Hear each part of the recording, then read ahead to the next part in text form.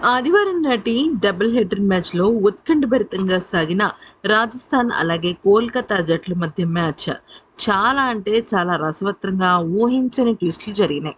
అయితే ఒకే ఒక్క పరుగుతో రాజస్థాన్ రాయల్స్ పాపం పోరాడి ఓడిపోయింది.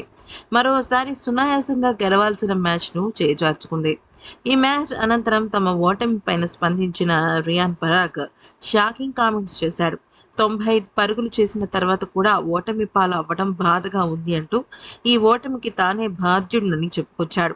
అలాగే యువ ఆటగాడు వైభవ్ సూర్యవంశీ గురించి కూడా మాట్లాడుతూ వచ్చాడు. అసలు ఇంతకీ రియాన్ పరాగ్ ఏమన్నాడంటే, చివరి వరకు క్రీజ్‌లో ఉండాలని నేను ప్రణాళికలను వేసుకున్నాను.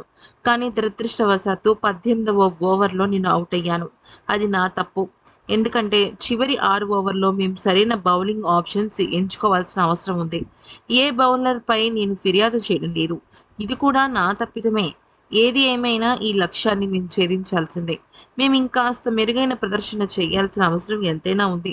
రజల్ తొలి 10 బంతుల్లో 2 పరుగులే చేశాడు. ఆ తర్వాత వేగంగా బ్యాటింగ్ చేశాడు. అతని బ్యాటింగ్ చూడముచ్చటగా అనిపించింది. ఈ గెలుపు క్రెడిట్ అతనిదే.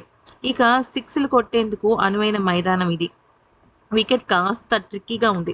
దాంతో నేను ప్లాన్ ప్రకారం నా షాట్స్ ఆడాను. నేను మెరుగ్గానే బ్యాటింగ్ చేశాను. కానీ మ్యాచ్‌ను గెలిపించలేకపోయాను. ఇది నన్ను మరింత బాధకు గురిచేసింది.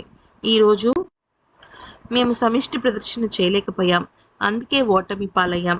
ఈ ఓటమికి నేను కూడా బాధ్యుడినే. అంతేకాకుండా ఈరోజు వైభవ్ సూర్యవంశీ చాలా తక్కువ పరుగులే చేసి ఔట్ అయ్యాడు. అసలు నేను ఆ అబ్బాయి మీద ఎటువంటి ఒత్తిడి రాలేదు. ఎందుకనంటే అతను ఒక యువ ఆటగాడు.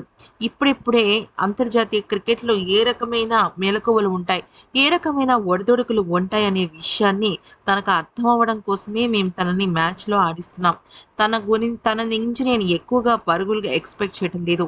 ఒకవేళ వస్తే అది బౌలింగ్ అనేది నాకు అనిపిస్తోంది. బ ఎక్స్‌ట్రా బోనస్ అనేది నాకు అనిపిస్తోంది అంటూ చెప్పుకొచ్చాడు. అయితే రియాన్ పరాగ్ ఈ మ్యాచ్‌లో 6 బంతుల్లో 6 సిక్స్‌లు బాదాడు. చాలా అద్భుతమైన పోరాటం చేసినప్పటికీ కెప్టెన్‌గా, బ్యాట్స్‌మెన్‌గా ఓటమి పాలవ్వడం చాలా బాధగానే అనిపిస్తుంది మరి.